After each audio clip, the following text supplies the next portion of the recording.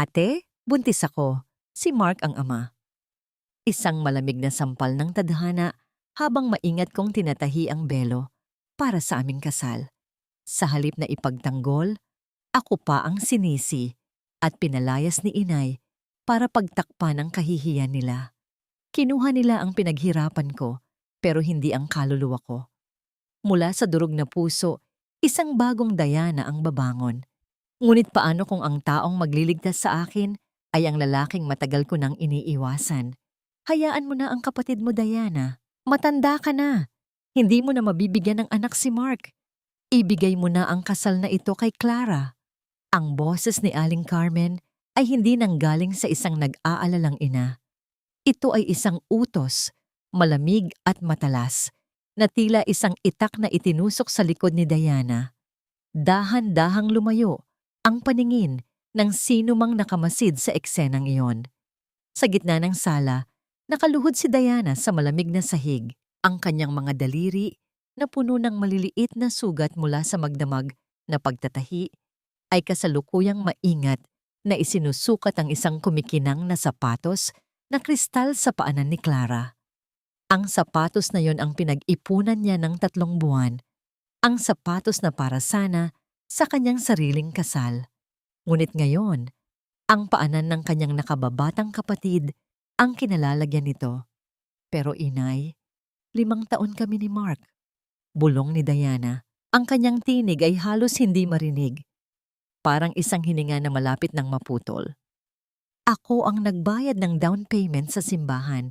Ako ang nagpuyat para sa mga invitation. Ako ang lahat. At siya naman ang nagbigay ng laman. Bulyaw muli ni Aling Carmen, sabay hablot sa balikat ni Diana para patayuin ito ng sapilitan. Huwag kang makasarili, Diana. Isipin mo ang dangal ng pamilya natin. Gusto mo bang lumabas na bastardo ang pamangkin mo? Nakakahiya sa mga kapitbahay. Tutal, sanay ka naman sa sakripisyo, di ba? Isang beses pa, ibigay mo na ito sa kapatid mo. Tiningnan ni Diana si Clara. Ang kanyang kapatid ay hindi man lang makatingin ng diretso. Ngunit may bahid ang tagumpay sa mga labi nito habang hinahaplos ang kanyang tiyan na wala pa namang umbok. Sa tabi nito, nakatayo si Mark, ang lalaking pangakuan si Diana ng habang buhay. Nakayuko ang lalaki, walang kibo, walang bayag na ipagtanggol ang babaeng naging bangko at sandigan niya sa loob ng 5 taon. Isang matinding paninikip ng dibdib ang naramdaman ni Diana. Ang hangin sa loob ng maliit nilang bahay ay biglang naging malapot at mahirap hingahin. Ang kanyang lalamunan ay tila nilalamon ng isang malaking bikig na hindi niya mailuwa at hindi niya malunok. Pakiramdam niya ay unti-unting namamanhid ang kanyang mga binti habang ang mga pamilyar na gamit sa loob ng bahay, ang TV na siya ang bumili, ang sofa na hinulugan niya ng 2 taon, ay tila nagiging mga estranghero na nagtatawanan sa kanyang dusa. Hindi siya sumigaw, hindi siya nagwala. Ang mga luha ay nanatiling nakapiit sa kanyang mga mata, nag-aapoy sa hapdi, ngunit tumatangging pumatak sa harap ng mga taong bumatak sa kanyang pagkatao. Diyan ka magaling, Dinah, wika ni Clara sa tono ng mapanirang puri. Masyado kang busy sa trabaho mo, masyado kang seryoso sa buhay, kaya siguro naghahanap si Mark ng lambing sa iba. Don't worry, ate. I'll make sure your investment in this wedding won't go to waste. Magiging masaya kami para sa'yo. Lumapit si Aling Carmen sa lamesa at walang pasabing hinalughog ang bag ni Diana. Inilabas nito ang kanyang lumang pitaka at kinuha ang bankbook na itinatago niya sa loob. Kukunin ko muna ito, sabi ng ina nang walang bakas ng pag-aalinlangan. Kailangan nating dagdagan ang budget sa catering. Ayaw kong mapahiya ang kapatid mo sa mga biyenan niya. Tutal, ikaw naman ang breadwinner dito, di ba? Utang na loob mo sa akin ang buhay mo, kaya huwag kang magdamot. Ang bawat salita ni Aling Carmen ay parang mga daliri na sumasakal sa huling hibla ng pag-asa ni Diana. Ang utang na loob. Ang tanikalang sa loob ng maraming taon ay humihila sa kanya pababa tuwing susubukan niyang lumipad. Dahan-dahang tumayo si Diana. Iniwan niya ang sapatos na kristal sa sahig, katabi ng kanyang mga pangarap na nayurakan na. Wala siyang dinala, kundi ang suot niyang kupas na uniforme at ang bigat na tila semento sa kanyang puso. Sana, simula niya huminto siya para lunukin ang pait. Sana maging sapat ang lahat ng kinuha niyo sa akin para maging masaya kayo. Naglakad siya palabas ng pinto. Sa labas, ang langit ay kasing dilim ng kanyang kapalaran. Nagsimulang pumatak ang ulan, malalaki at malalamig. Ngunit hindi niya naramdaman ang lamig sa kanyang balat dahil mas matindi ang ginaw na nanunuot sa kanyang mga buto. Naglakad siya ng walang patutunguhan hanggang sa marating niya ang lumang tulay na nag-uugnay sa kanilang baryo at sa syudad. Huminto siya sa gitna. Ang kanyang mga kamay ay mahigpit na nakakapit sa kalawanging rehas. Ang tunog ng agos ng ilog sa ibaba ay tila isang bulong na nag-aanyaya ng katahimikan. Napatingin siya sa madilim na tubig. Sa gitna ng buhos ng ulan, isang tanong ang paulit-ulit na umaling-aungaw sa kanyang isipan. Kasing talas ng kidlat na gumuguhit sa kalangitan, ganito ba talaga ang halaga ko? Isang anino na madaling palitan, isang kasangkapan na matapos pakinabangan ay itatapon na lang sa gilid ng kalsada. Hindi niya alam kung gaano siya katagal na nakatayo roon, basang-basa at nanginginig. Ang tanging alam niya, ang Diana na pumasok sa bahay na yon kaninang umaga ay patay na at ang natitirang nakatayo sa tulay ay isang kaluluwang wala nang matuluyan. Sa di kalayuan, isang itim na sasakyan ang dahan-dahang huminto. Ang ilaw nito ay tumama sa likuran ni Diana na nagbigay sa kanya ng mahabang anino sa semento. Isang aninong tila naghahanap ng kakapitang pader sa gitna ng unos.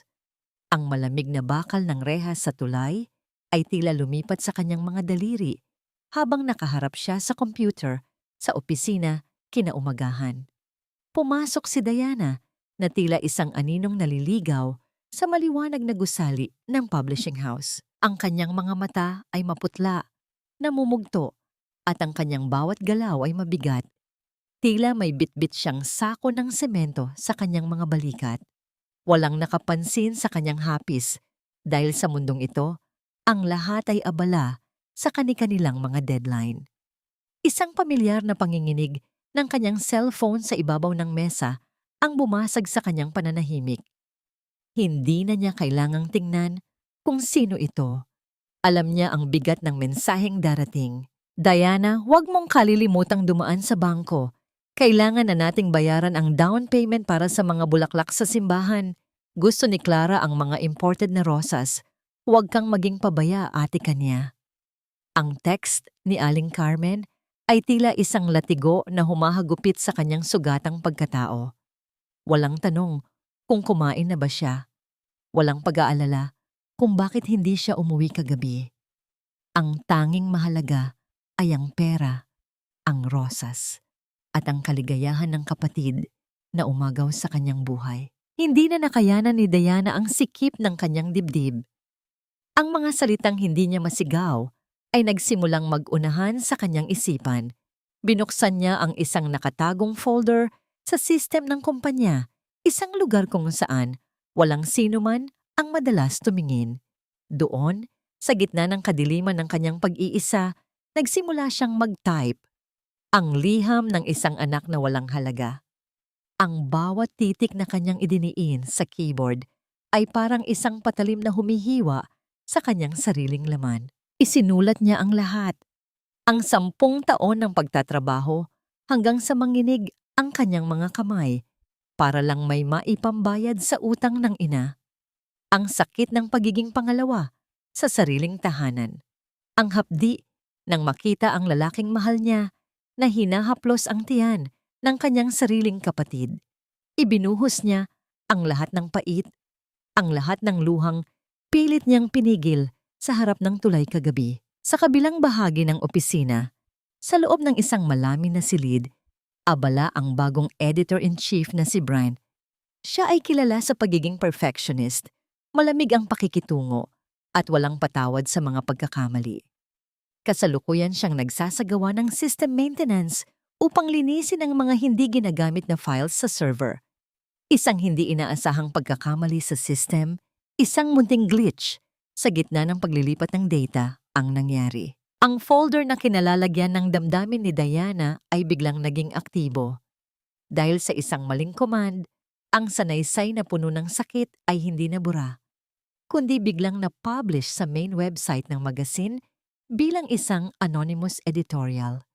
Hindi lumipas ang isang oras, ang internet ay tila sumabog.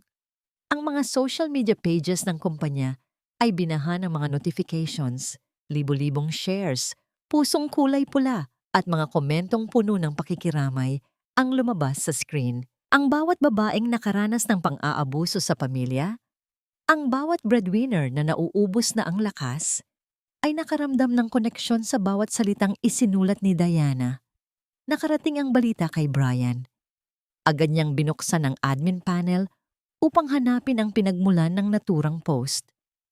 Habang binabasa niya ang bawat pangungusap, unti-unting kumunot ang kanyang noo.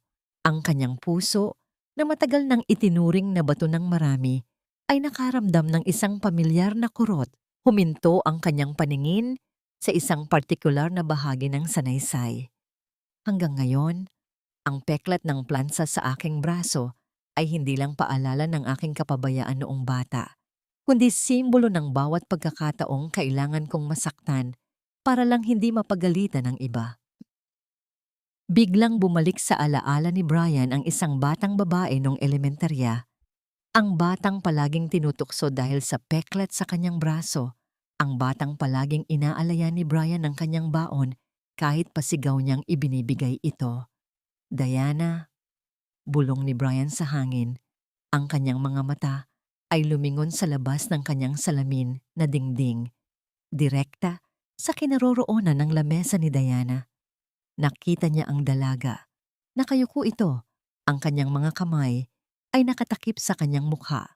Isang malaking patak ng luha ang dahan-dahang bumagsak mula sa kanyang mga daliri, pumatak ng direkta sa ibabaw ng spacebar ng kanyang computer. Isang tahimik na pamamaalam sa lumang bersyon ng kanyang sarili na palaging sumusuko. Hindi alam ni Diana na ang kanyang lihim ay naging sandata na ng buong mundo. Ang tanging alam niya ay gusto na niyang mawala. Tumayo si Brian. Bit-bit ang isang piraso ng papel kung saan nakaprint ang viral na editorial. Lumabas siya ng kanyang opisina. Ang kanyang bawat yabag sa carpeted na sahig ay tila tunog ng hatol na papalapit sa kinaroroonan ni Diana. Huminto ang lahat sa pagtatrabaho. Ang katahimikan ay naging kasing bigat ng tingga. Huminto si Brian sa tapat ng mesa ni Diana. Itinabi niya ang papel sa tapat ng nanginginig na mga kamay ng dalaga.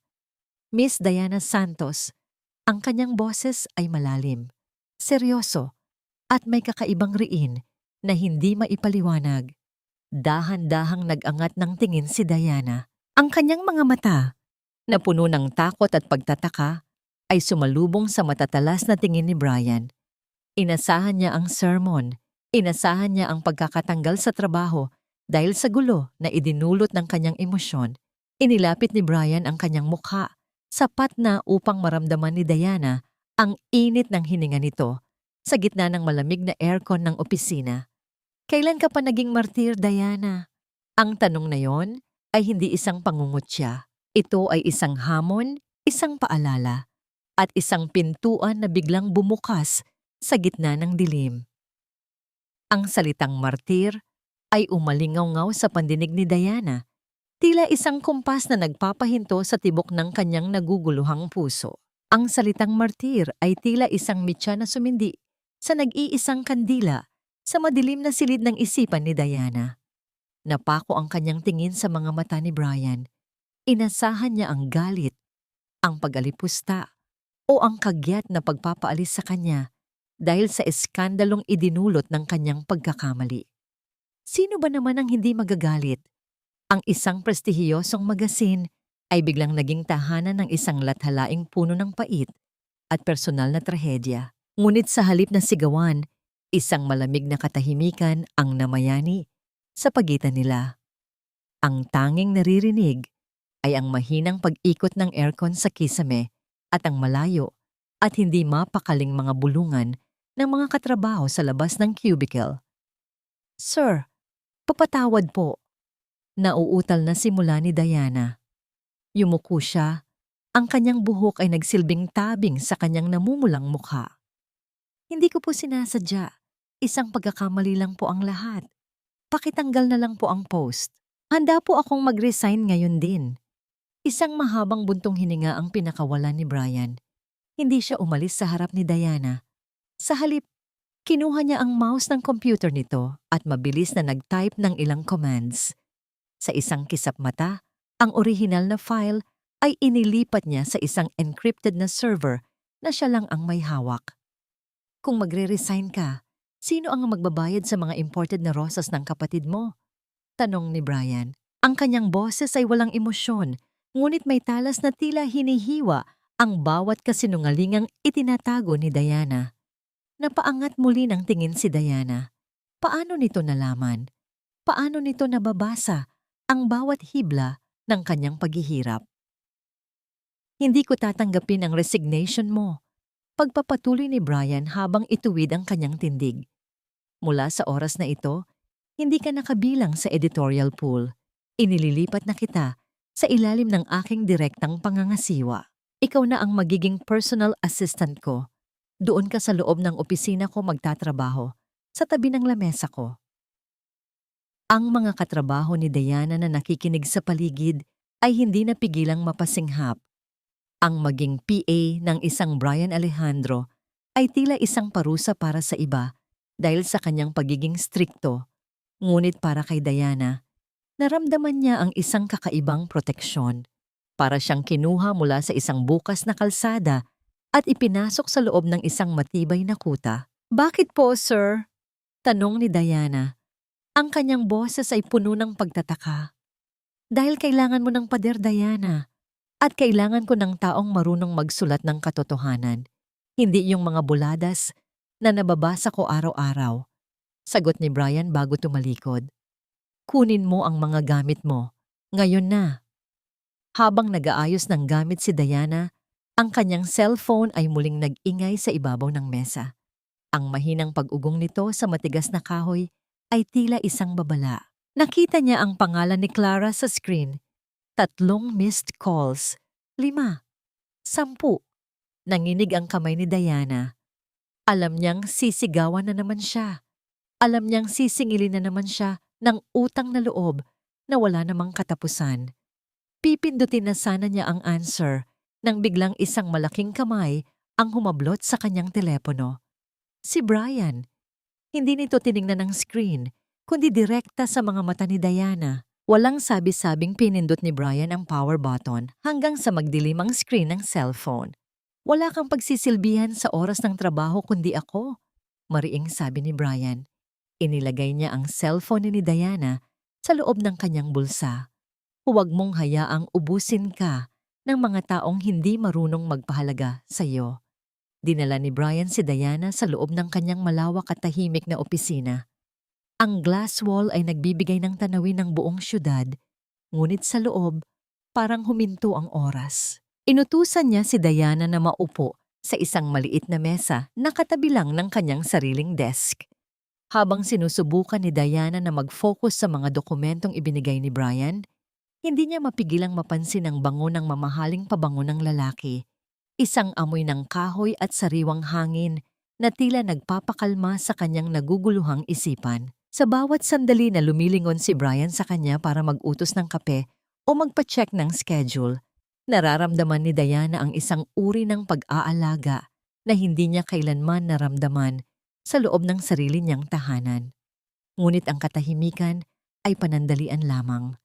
Sa kabilang bahagi ng opisina, ang telebisyon na nakasabit sa pader ay nakabukas sa isang sikat na morning talk show. Ang host, na kilala sa pagiging tsismosa, ay may hawak na tablet. Ang misteryosong manunulat ng liham ng anak na walang halaga. Sino nga ba siya? Marami na ang nagtatanong. At ngayon, Isang sikat na TV network ang nag-aalok ng ₱250,000 para sa sino mang makakapagturo sa tunay na pagkakakilanlan ng babaeng ito. Isang malaking premyo para sa isang masakit na kwento. Nabitawan ni Diana ang ballpen na hawak niya. ₱250,000. Isang halaga na sapat na para bayaran ang lahat ng utang ni Aling Carmen at pambili ng bagong gamit ni Clara. Alam ni Diana ang kanyang pamilya. Alam niya kung gaano kabilis ibebenta ng kanyang ina ang kanyang kaluluwa para sa isang tumpok ng pera. Napatingin siya kay Brian. Ang lalaki ay nakatitig din sa telebisyon. Ang kanyang panga ay mahigpit na nakatikom at ang kanyang mga kamao ay nakakuyom sa ibabaw ng lamesa. "Sir," bulong ni Diana, ang kanyang boses ay puno ng takot. "Huwag kang lalabas ng gusaling ito nang hindi ko kasama," utos ni Brian. Ang kanyang tinig ay tila isang babala ng paparating na unos.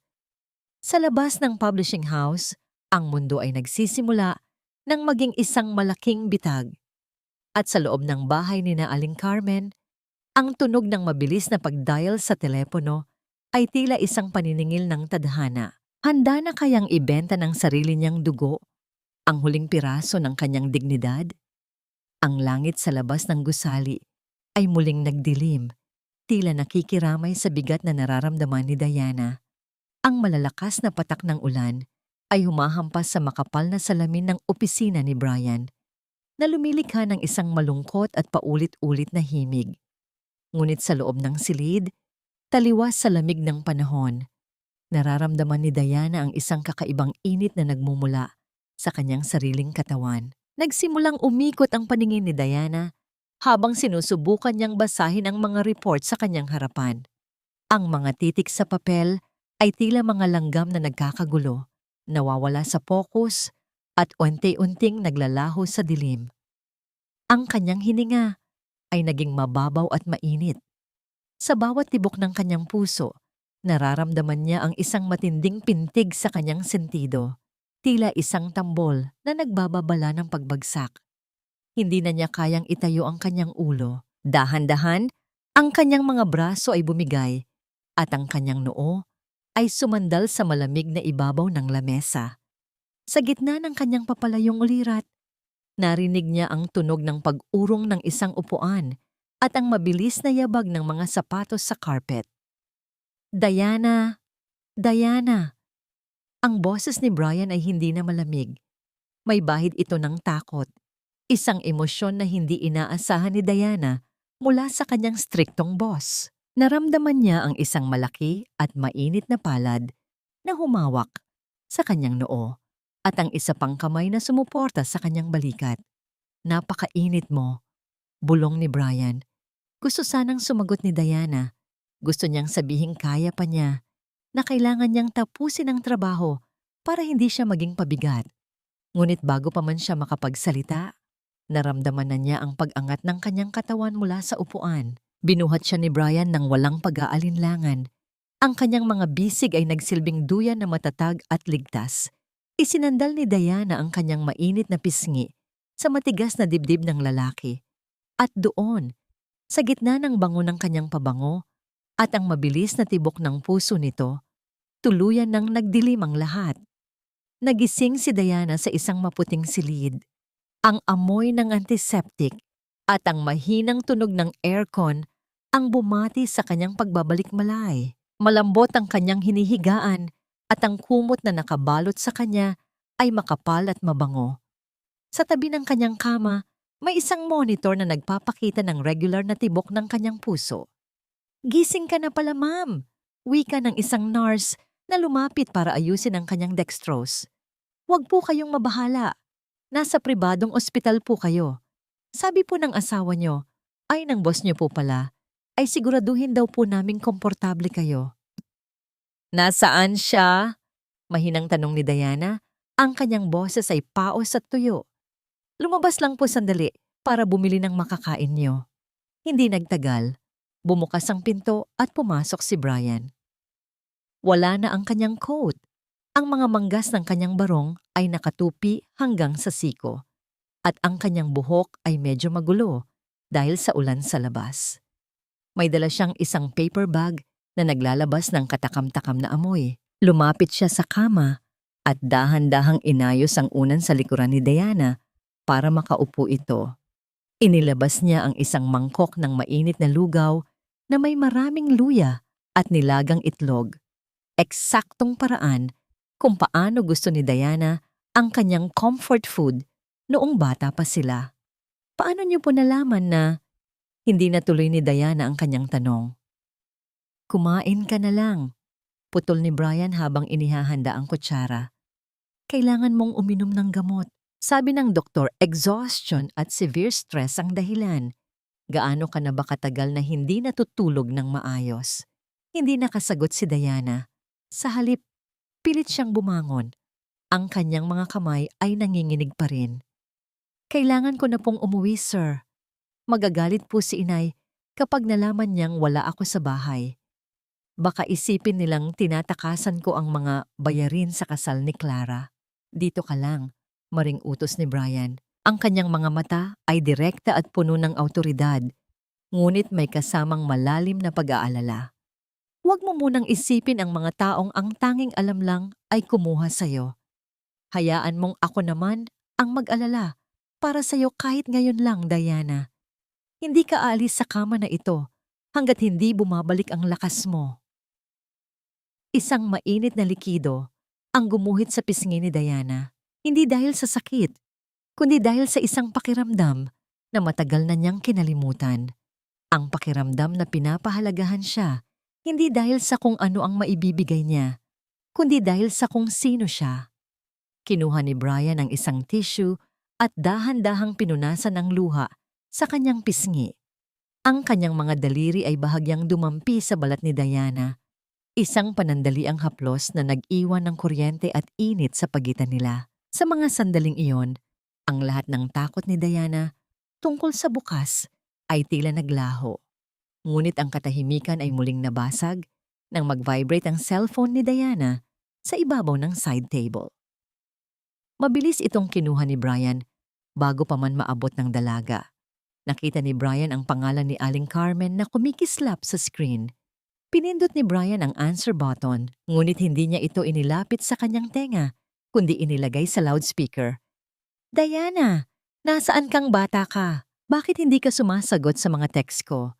Kailangan na nating mag-down payment para sa bagong sasakyan ni Mark, sabi niya. Kailangan daw iyon para sa honeymoon nila ni Clara. Magpadala ka na ng pera ngayon din, kung hindi, isusumpa kita. Ang boses ni Aling Carmen ay puno ng puot at kasakiman. Umalingaw-ngaw sa loob ng tahimik na silid ng ospital. Napapikit si Diana sa tindi ng hiya at sakit. Ang kanyang mga kamay ay napakapit sa puting kumot. Pilit na pinipigilan ang muling pagbuhos ng luha. Tiningnan ni Brian ang nanginginig na dalaga at pagkatapos ay tiningnan niya ang telepono na parang isang kaaway na handa niyang durugin. Hindi siya nagsalita agad, ngunit ang dilim sa kanyang mga mata ay nagsasabing hindi niya hahayaang matapos ang gabi na ganito lang ang mangyayari. Kinaumagahan, sa kabila ng panghihina ng kanyang katawan, pinilit ni Diana na pumasok sa opisina. Alam niyang hindi siya pababayaan ni Brian, ngunit ang bigat ng narinig niyang boses ng kanyang ina sa telepono kagabi ay tila isang malaking bato na nakatali sa kanyang leeg. Ang bawat hakbang niya sa lobby ng publishing house ay puno ng kaba. Tila bawat sulok ay may nag-aabang na panganib.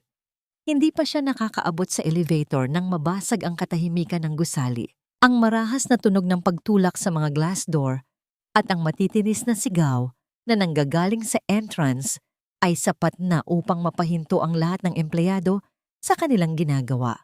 Nasaan ang anak kong walang utang na loob? Ilabas niyo rito si Diana.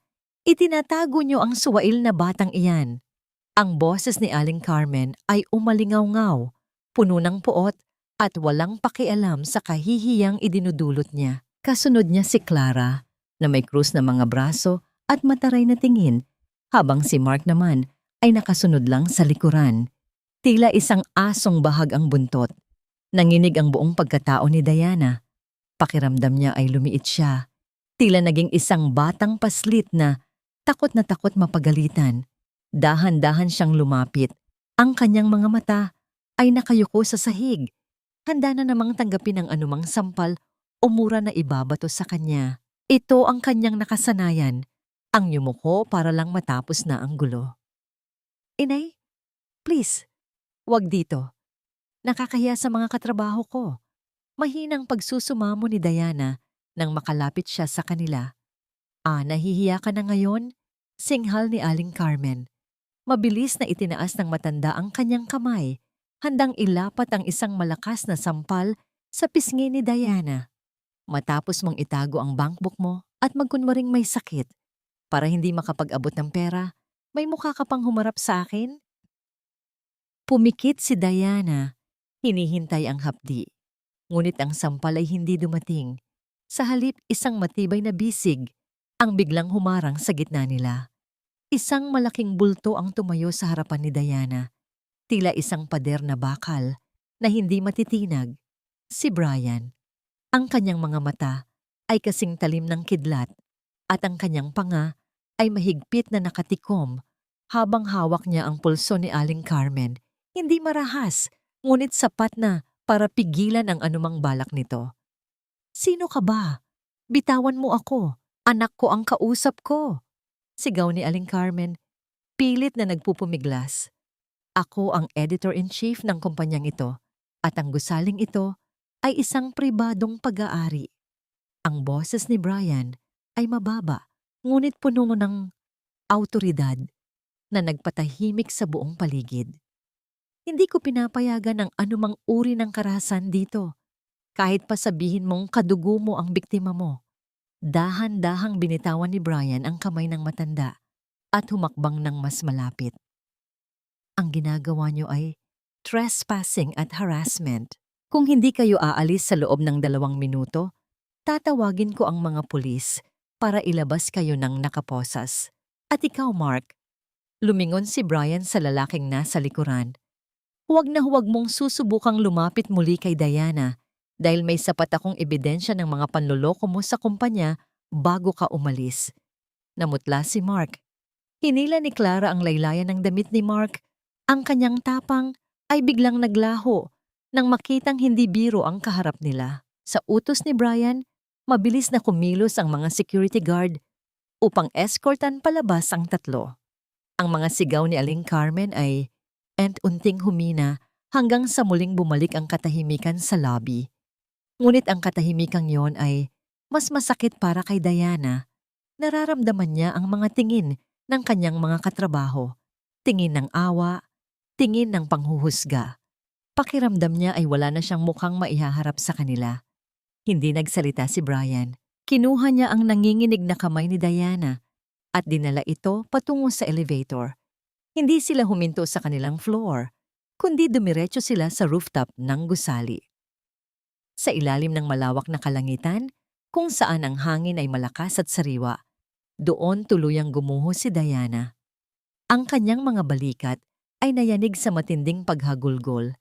Isang hagulgol na tila may bitbit na 10 taon ng pagtitiis, sakripisyo at kawalan ng katarungan. Wala ng tanong, wala ng sermon.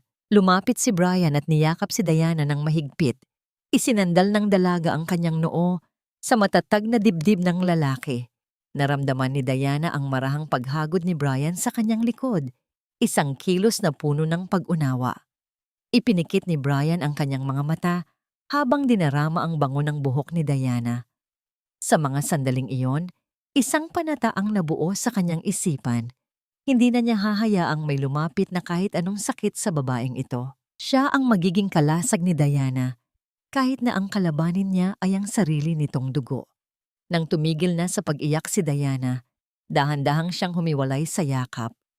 Ang kanyang mga mata ay nananatiling basa, ngunit ang pakiramdam ng bigat sa kanyang dibdib ay tila bahagyang nabawasan. Salamat, Brian. Bulong niya. Ito ang unang pagkakataon na tinawag niya ito sa pangalan, nang walang titulo, nang walang pader sa pagitan nila. Ngunit ang kapayapaan ay panandalian lamang. Pagbaba nila sa opisina, isang mensahero mula sa bangko ang nag-aantay sa lamesa ni Diana. May bitbit itong isang kulay asul na envelope.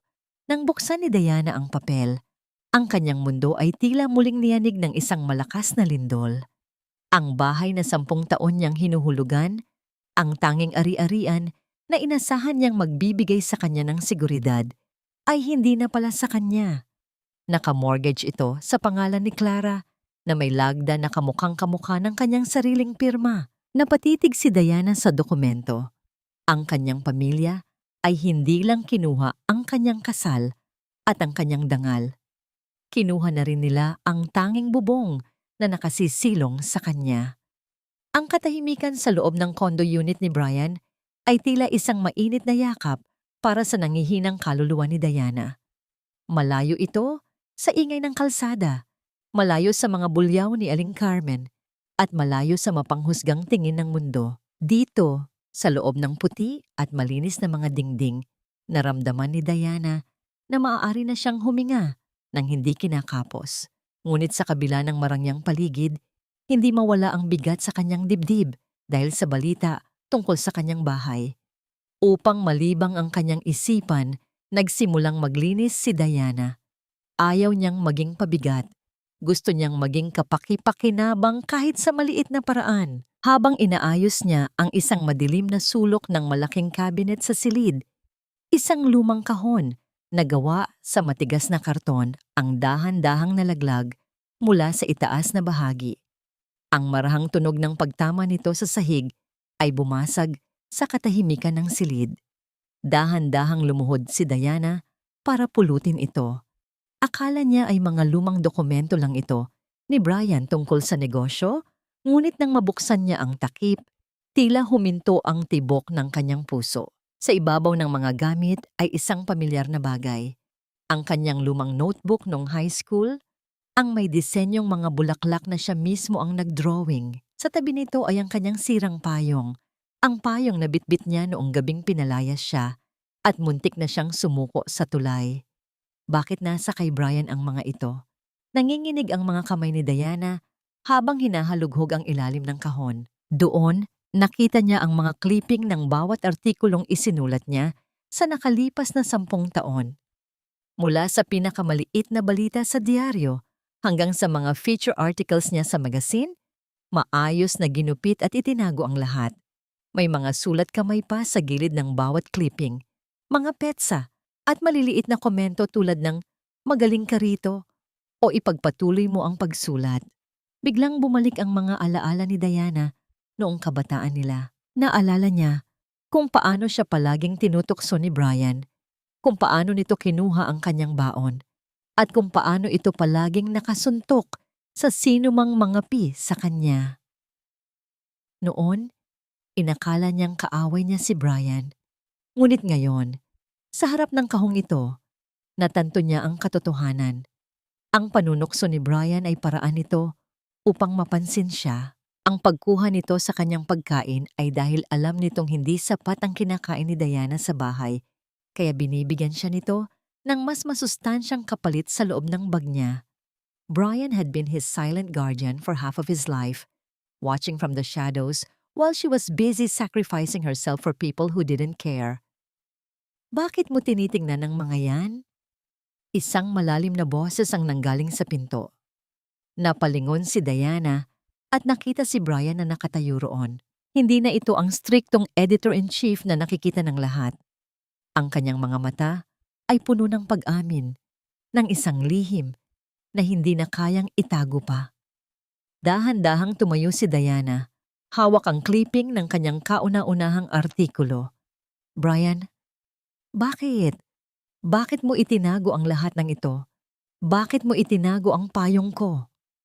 Lumapit si Brian. Ang kanyang bawat hakbang ay maingat. Tila natatakot na baka biglang maglaho ang sandaling ito. Huminto siya sa tapat ni Diana, sapat na para maamoy ng dalaga ang pamilyar na bango ng kanyang presensya.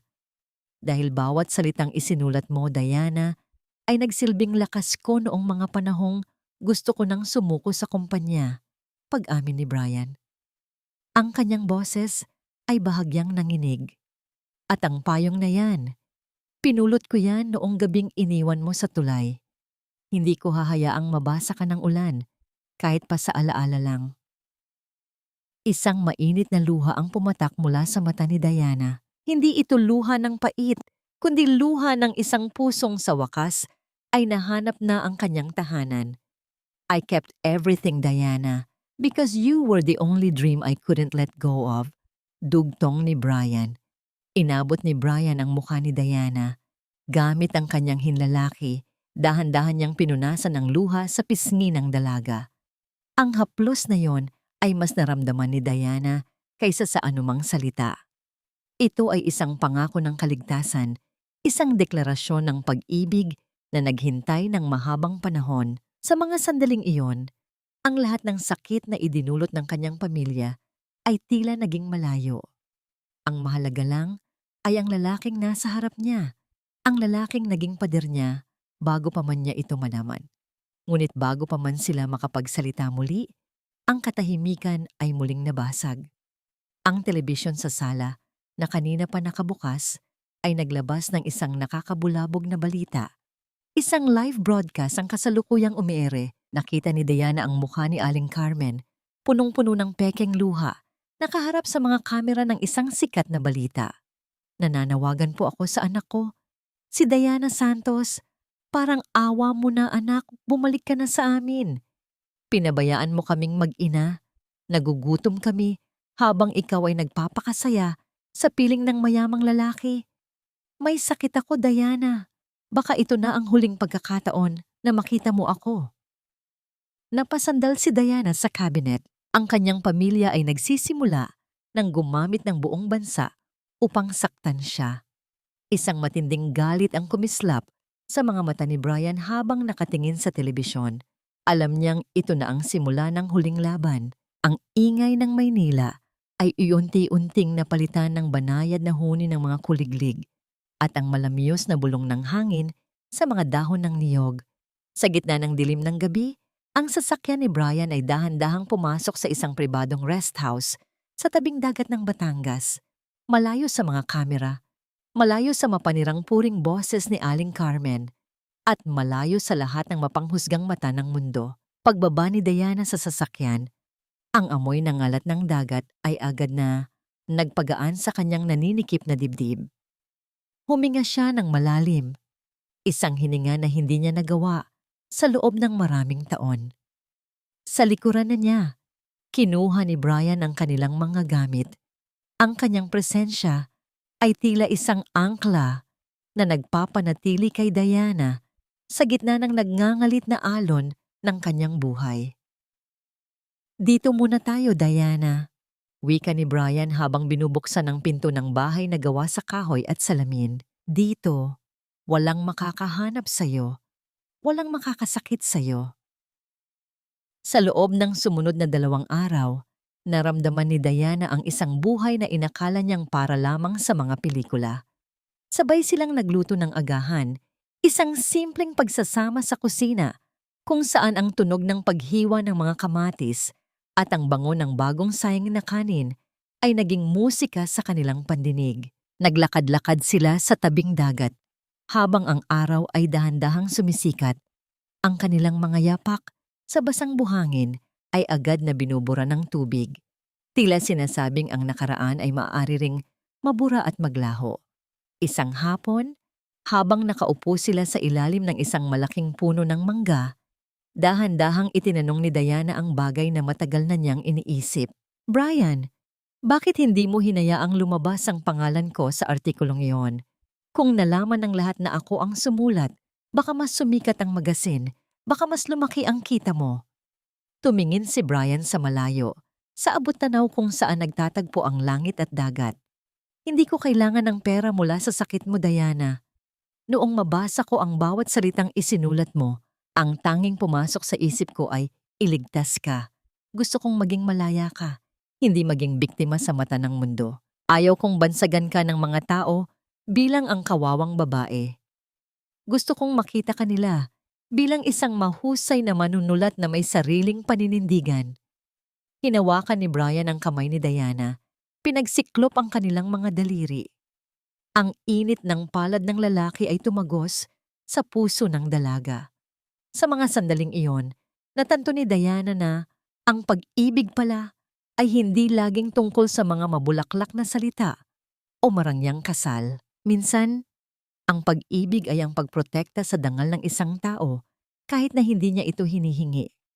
Sumapit ang gabi, isang gabi na puno ng katahimikan at liwanag ng buwan. Nakatayo sila sa balkonahe ng rest house, nakatanaw sa madilim na karagatan. Nakasandal ang ulo ni Diana sa matatag na balikat ni Brian habang ang braso ng lalaki ay protektadong nakayakap sa kanyang baywang. Dahan-dahang humarap si Brian kay Diana. Ang kanyang mga mata ay nagniningning sa ilalim ng liwanag ng mga bituin. Maingat niyang hinawi ang buhok na humaharang sa mukha ng dalaga. Isang haplos na kasing gaan ng pakpak ng paru-paro, ngunit kasing bigat ng isang panata. Iniyuko ni Brian ang kanyang ulo at marahang idinampi ang kanyang mga labi sa noo ni Diana, isang matimyas at banal na halik na puno ng respeto at pangako ng katapatan. Salamat at naging tahanan kita, Brian. Bulong ni Diana habang pumipikit. Dinarama ang bawat segundo ng kapayapaang ito. Ngunit ang langit na tila walang hanggan ang kagandahan ay biglang nyanig ng isang babala. Ang cellphone ni Diana na nasa ibabaw ng maliit na lamesa sa balkonahe ay biglang umugong. Ang mahaba at paulit-ulit na pag-vibrate nito sa ibabaw ng kahoy ay tila isang pintig ng kaba na bumabalot sa paligid. Dahan-dahang binitawan ni Diana ang yakap at kinuha ang telepono. Isang mensahe mula kay Clara ang bumati sa kanya sa screen. Ate, nasaan ka? Nasa ECU si Inay. Inatake siya sa puso dahil sa mga nangyari. Dahil sa mga desisyon mo, lalo siyang nahirapan dahil sa pera at sa lalaking yan. Ikaw ang mananagot kung may mangyari sa kanya. Nabitawan ni Diana ang telepono. Ang tunog ng pagbagsak nito sa sahig ay tila isang paalala na muli siyang hinahatak pabalik sa bigat ng sitwasyon. Ang kapayapaan ng dagat ay napalitan ng tinig ng kanyang kapatid na puno ng galit. Ano iyon, Diana? Tanong ni Brian. Ang kanyang boses ay puno ng kaba nang makita ang pamumutla ng mukha ng dalaga. Hindi makapagsalita si Diana. Ang salitang konsensya ay paulit-ulit na humahampas sa kanyang isipan, tila isang malakas na alon na handang lumunod sa kanya muli. Alam niyang ito ay maaring isa na namang patibong, ngunit paano kung totoo? Paano kung sa huling pagkakataon, ang kanyang paglayas ay naging dahilan ng kamatayan ng babaeng nagbigay sa kanya ng buhay? Ang gabi ay hindi natahimik. Ang unos na matagal na nilang iniiwasan ay tuluyan na ngang dumating. At sa pagkakataong ito, wala na silang mapagtataguan. Pirmahan mo ito, Diana. Utang mo ito sa amin, ang bawat sentimong pinaghirapan mo. Ang boses ni Aling Carmen ay walang bakas ng sakit, walang bahid ng panghihina ng isang taong nasa bingit ng kamatayan. Sa halip, ito ay puno ng bagsik at kasakiman. Dahan-dahang napaatras si Diana, ang kanyang mga kamay ay nanginginig habang nakatingin sa kanyang ina. Pagdating niya sa ospital, halos himatayin siya sa kaba. Ang kanyang puso ay tila sasabog sa bawat hakbang patungo sa ICU. Ngunit laking gulat niya nang makitang wala ang kanyang ina sa loob ng isang kritikal na silid.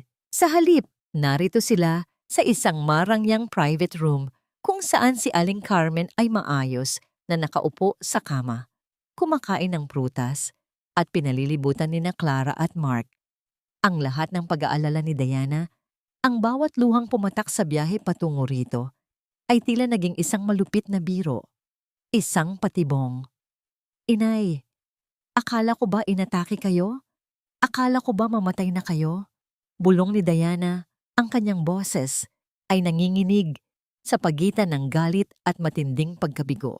Kung hindi ko sasabihin iyon, darating ka ba? Sagot ni Aling Carmen sabay hagis ng isang makapal na folder sa ibabaw ng lamesa. Huwag na tayong magbulahan, Diana. Alam na namin ang lahat. Alam naming ikaw ang sumulat ng lintik na artikulong yon na nagpahiya sa amin sa buong bansa. Ngayon, kailangan mong magbayad. Lumapit si Clara. Ang kanyang mukha ay puno ng pagkukunwari at puot. Ate, pirmahan mo na ang deed of sale na ito. Ibigay mo na ang bahay mo sa akin bilang regalo sa kasal namin ni Mark.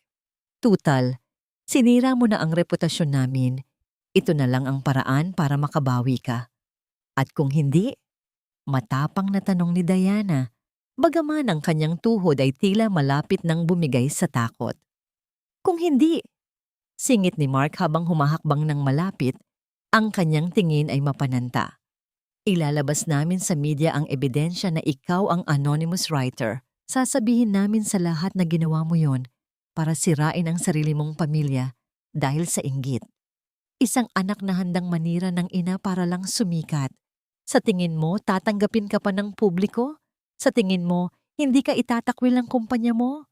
Isang matinding paninikip ng dibdib ang naramdaman ni Diana. Ang bawat salita nila ay parang mga daliri na sumasakal sa kanyang leeg. Ibinabalik siya sa madilim na kahon ng trauma na pilit niyang tinatakasan. Nararamdaman niya ang malamig na pawis sa kanyang noo. Ang silid ay tila lumiit, ang hangin ay naging kasing bigat ng tingga. Inilagay ni Clara ang isang mamahaling ballpen sa kamay ni Diana.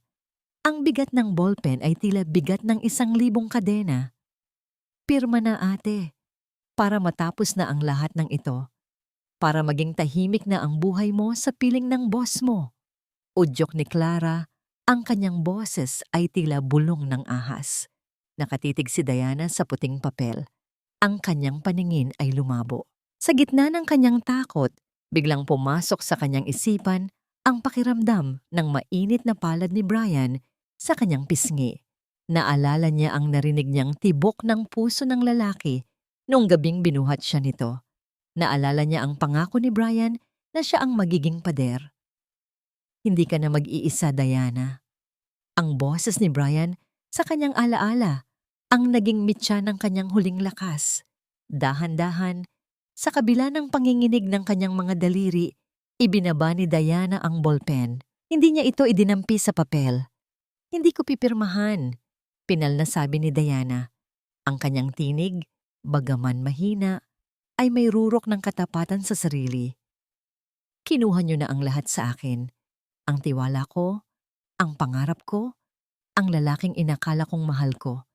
Ngunit ang bahay na pinagpaguran ko ng 10 taon, hindi ko hahayaang makuha niyo rin ito para lang sa inyong kasakiman.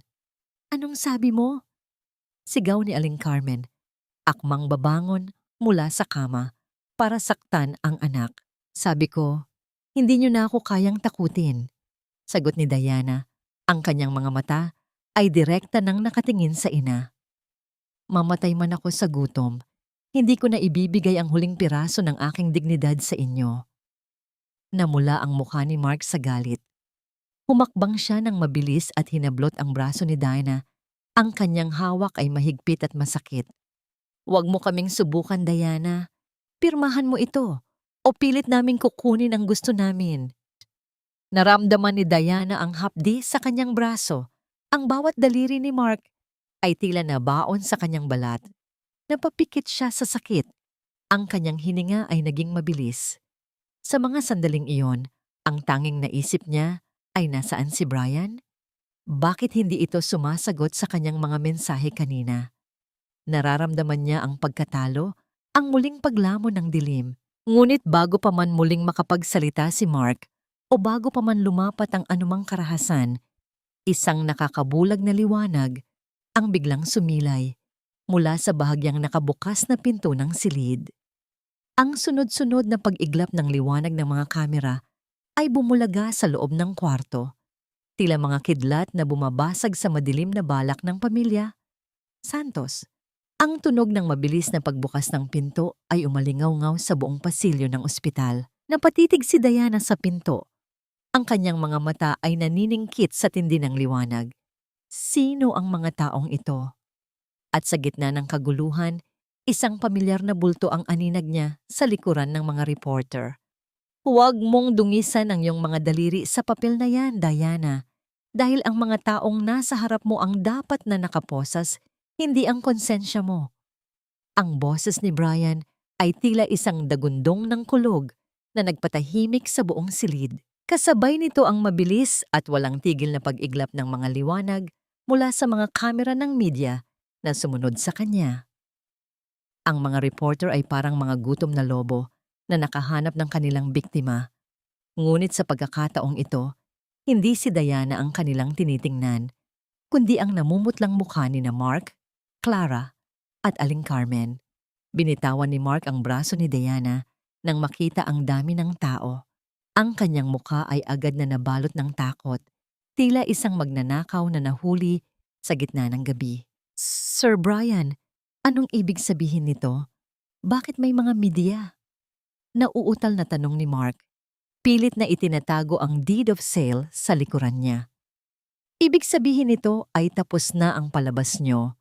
Malamig na sagot ni Brian habang humahakbang ng matatag patungo sa gitna ng silid.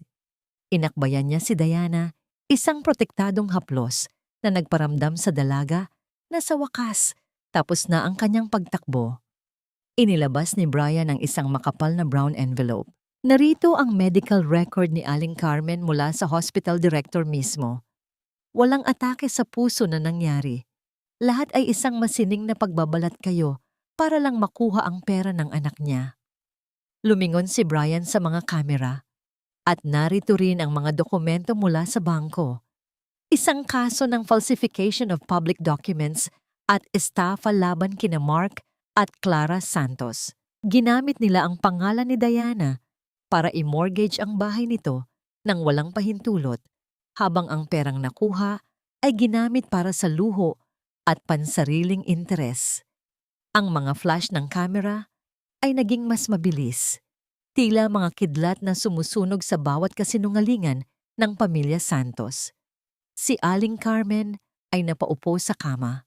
Ang kanyang pekeng panghihina ay napalitan ng tunay na panginginig ng mga labi. Si Clara naman ay nagsimulang umiyak, hindi dahil sa pagsisisi, kundi dahil sa kahihiyang dumarating sa kanila. Hindi totoo yan, sinisiraan niyo lang kami, sigaw ni Clara, pilit na humaharang sa mga kamera. Ang katotohanan ay hindi naninira, Clara. Ang katotohanan ay nagpapalaya, mahinang sabi ni Diana. Sa unang pagkakataon, ang kanyang boses ay hindi na nanginginig. Ang bawat salita ay may timbang ng isang babaeng nahanap na ang kanyang lakas. Pinili niyo ang pera kaysa sa akin. Ngayon, hayaan nating ang batas ang pumili para sa inyo. Sa utos ni Brian, pumasok ang dalawang unipormadong pulis na kanina pa naghihintay sa labas. Ang tunog ng mga yabag ng kanilang sapatos sa tiles ay tila tunog ng hatol ng tadhana. Inimbita nila sina Mark at Clara para sa kaukulang investigasyon. Ang mga sigaw ni Aling Carmen na nagmamakaawa ay umaling-aungaw sa buong pasilyo, ngunit wala nang tumingin sa kanya ng may awa. Matapos ang kaguluhan, dinala ni Brian si Diana palabas ng ospital. Ang hangin sa labas ay sariwa, malayo sa amoy ng gamot at kasinungalingan. Sa loob ng sasakyan, ang katahimikan ay naging kasing tamis ng isang panaginip. Napatitig si Diana sa kanyang mga kamay. Malinis ang mga ito. Wala ang pirma na magbibigay ng lahat sa kanyang pamilya. Lumingon siya kay Brian, ang lalaking sumugal ng lahat para lang sa kanyang kaligtasan. Brian, bakit mo ginawa lahat ng ito? Tanong ni Diana. Ang kanyang boses ay puno ng malalim na pasasalamat. Maari namang hayaan mo na lang ako. Maari namang hindi mo na idinamay ang kumpanya o ang pangalan mo. Inihinto ni Brian ang sasakyan sa gilid ng kalsada kung saan matatanaw ang mga ilaw ng syudad. Tumingin siya kay Diana. Ang kanyang mga mata ay puno ng isang damdamin na mas malalim kaysa sa anumang artikulong isinulat nila. Dahil matagal na kitang gustong iligtas, Diana, bulong ni Brian. Ang kanyang boses ay tila isang mainit na haplos sa kaluluwa ng dalaga. Noong bata pa tayo, hindi ko alam kung paano ka ipagtatanggol. Pero ngayon, hinding-hindi ko nahahayaang may kumuha muli sa iyo ng mga bagay na pinaghirapan mo. Ikaw ang pinakamahalagang kwentong nabasa ko at hindi ko hahayaang magkaroon ito ng malungkot na wakas. Hinawakan ni Brian ang kamay ni Diana at marahan itong dinala sa kanyang mga labi. Isang halik na puno ng pangako. Sa mga sandaling iyon, alam ni Diana na sa kabila ng lahat ng sakit, ang hustisya ay hindi lang nanggagaling sa batas, kundi nanggagaling sa pag-ibig na handang manatili sa gitna ng unos. Sa loob ng sasakyan, habang dahan-dahang binabagtas ang kalsada pa uwi, ang katahimikan sa pagitan ni Brian at Diana ay hindi na puno ng kaba. Ito ay isang uri ng katahimikan na tila baon ang lahat ng pag-unawa sa mundo. Ang mga ilaw ng syudad sa labas ay tila mga bituin na bumagsak sa lupa, nagbibigay ng liwanag sa bagong landas na tinatahak ni Diana. Bakit mo ginawa lahat ng ito, Brian? Ulit ni Diana. Ang kanyang boses ay halos isang bulong na lamang. Maaari mo namang piliin ang tahimik na buhay, pero sumugal ka para sa akin. Inihinto ni Brian ang sasakyan sa tapat ng kondo. Tumingin siya kay Diana at sa pagkakataong ito, wala na ang bakod ng pagiging seryosong boss. Ang kanyang mga mata ay nagniningning sa katapatan. Dahil ikaw ang tahanan ko, Diana. Matagal na. Mula pa noong mga bata tayo. Ikaw lang ang pangarap na gusto kong uwian. Hindi kita ililigtas para lang hayaan kang mawala ulit. Isang linggo ang mabilis na lumipas. Ang balita tungkol sa tangkang panloloko ng pamilya Santos ay naging laman ng mga usap-usapan. Dahil sa laki ng iskandalo, ang mga kliyente ni Mark ay isa-isang bumitaw na naging sanhi ng pagbagsak ng kanyang maliit na negosyo. Ang marangyang kasal na pinaplano ni Clara ay tuluyan ng nakansela dahil sa kawalan ng pondo at kahihiyan. Ang hustisya ay dahan-dahang gumagapang, hindi marahas, kundi tiyak. Isang hapon, habang nag-aayos si Diana ng kanyang mga gamit sa opisina, ang kanyang cellphone na nasa ibabaw ng lamesa ay biglang umugong.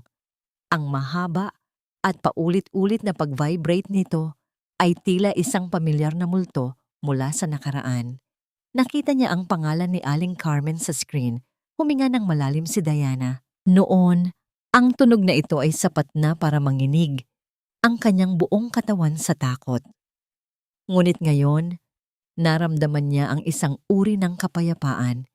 Pinindot niya ang answer button. Diana, anak. Ang boses ni Aling Carmen sa kabilang linya ay basag, puno ng pekeng hikbi at pilit na pagmamakaawa. Parang awa mo na. Wala na kaming pambayad sa kuryente. Si Clara, hindi na lumalabas ng kwarto sa sobrang hiya. Si Mark naman ay iniwan na kami. Tulungan mo kami, anak. Ikaw lang ang inaasahan namin. Hindi ba't utang mo sa akin ang buhay mo? Ang salitang utang na loob ay muling umalingaw-ngaw, ngunit sa pagkakataong ito, wala na itong talas. Para na lamang itong isang lumang kanta na wala ng himig. Pinapatawad ko na kayo, inay. Mahinahong sagot ni Diana. Ang kanyang tinig ay malinaw at matatag. Pinapatawad ko kayo sa lahat ng sakit at sa lahat ng kinuha niyo sa akin. Pero hindi ibig sabihin niyon ay hahayaan ko pa kayong sirain ang buhay ko ulit. Ibinigay ko na ang lahat ng kaya kong ibigay sa loob ng 10 taon. Ngayon, oras na para ako naman ang mabuhay para sa sarili ko. Paalam na po. Dahan-dahang ibinaba ni Diana ang telepono. Ang tunog ng pag-disconnect ng tawag ay tila tunog ng isang kadenang bakal na sa wakas ay naputol. Isang malalim na hininga ang pinakawalan niya at kasabay nito ang pagbagsak ng huling luha para sa kanyang pamilya. Isang luhang hindi na sa sakit, kundi sa paglaya. Bumalik si Diana sa kanyang desk. Sa pagkakataong ito, hindi na siya ang assistant na tagatimpla lang ng kape. Siya ay muling naging isang manunulat. Sinimulan niyang i-type ang kanyang bagong artikulo, isang kwento tungkol sa pagbangon at pagpapahalaga sa sarili. Bago siya magpatuloy, napansin niya ang isang bagay sa kanyang daliri. Ang lumang singsing na ibinigay ni Mark, isang mumurahing singsing na dati, ay itinuturing niyang simbolo ng pangako. Ngunit ngayon, ay paalala na lamang ng pagkabulag. Dahan-dahan niya itong hinubad. Ang bawat paghila sa singsing ay tila pag-aalis ng huling bakas ng kanyang nakaraan. Lumakad siya patungo sa basurahan sa sulok ng opisina at binitawan ito. Ang mahinang tunog ng pagtama ng metal sa plastik ay naging huling tuldok sa kanyang lumang buhay. Handa ka na bang umuwi? Ang boses ni Brian ay nanggaling sa likuran niya. Nakatayo ang lalaki sa pinto ng opisina. May bitbit na 2 tasa ng kape at may ngiting tanging para sa kanya lang nakalaan.